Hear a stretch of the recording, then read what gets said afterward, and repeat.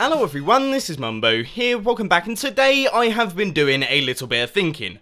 I spend quite a lot of time on the internet, and one thing that I've noticed is that the internet seems to be full of these little life hacks, ways in which you can improve the efficiency of your life by doing something slightly differently.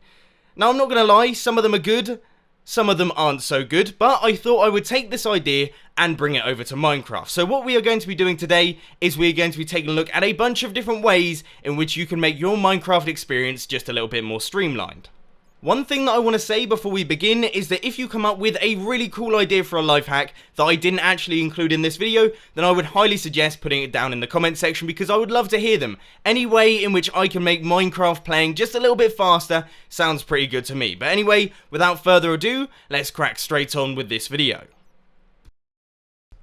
When crafting armor, you are going to need 24 of the item that you're crafting it out of. Just plonk down your crafting bench and then you want to go like this. Draw out the chest plate, the 2 boots, and also the helmet all in one, and then you can just click through and get all of those. Then all we have to do is chuck in the leggings and you've got yourself a very fast set of armor. Nice and easy.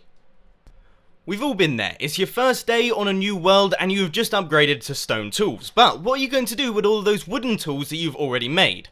Well, the good news is if you chuck them into a furnace, you can see that they actually work. The problem is they're not particularly efficient, but obviously because it's your first few days, you might as well get all of the resources that you can. If smelting all your tools doesn't really tickle your fancy, then this is a list of all of the possible smeltable items in Minecraft.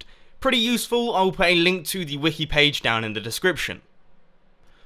Getting hold of diamonds is actually quite difficult, but everyone wants to go to the nether, so here is how to make a nether portal without a diamond pickaxe. You just want to place 2 lava down at the bottom and then chuck some water on top, and that will convert that lava into obsidian.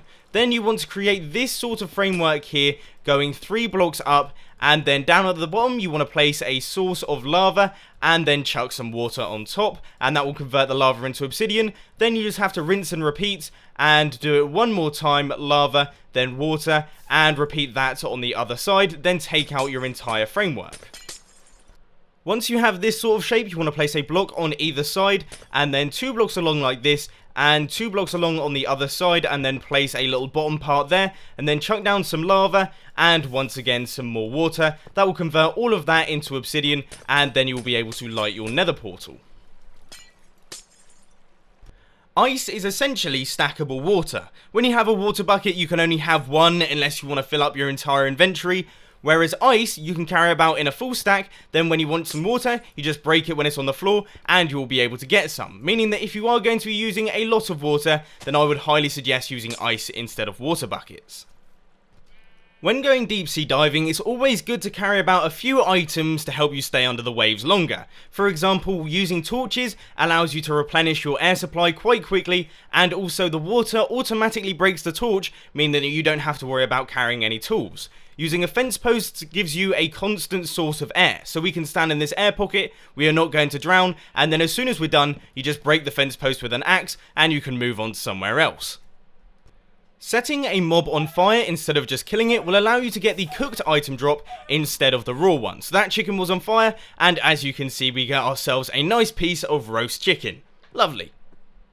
This technique also works with lava, but it's a little bit more risky. I have a tendency to set myself on fire, so another life hack is don't set yourself on fire. That's never going to end well. A really good way to do a water stream that covers an entire room, for example in a mob spawner, is to use the infinite water sources that are created as you place down the source blocks. So if we just chuck one down here and another one over here, then you can see the one in the middle is actually an infinite water source. So if we go a couple blocks along and repeat the same process, taking the one from the middle, go a couple blocks along, place it down and then take one from the middle, and we do it again, and as you can see we have got ourselves a complete and uniform water stream. When running down a too high corridor, the best way to do it is to run and jump at the same time. It will allow you to move much quicker and get to the places that you want to go far faster. An even better way of doing it is to place ice underneath and do the same technique. You will absolutely fly. When using a sword, you can block and swing at the same time. Not only does this look really cool, but it's also functional. It allows you to be on the attack and the defense at the same time. Pretty useful for things like PvP, as well as fighting off any mobs.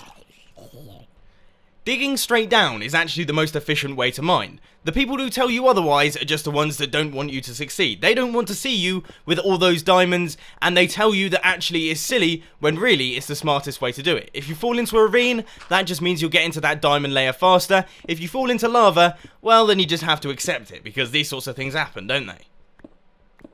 Another top tip is that if you carry along all of your diamonds, valuables, nether stars and all that in your inventory as you go mining, it actually increases your chances of finding diamonds. So what I would suggest, dig straight down with all of that stuff on you and you'll just be onto a winner. You will be rolling in diamonds before you know it.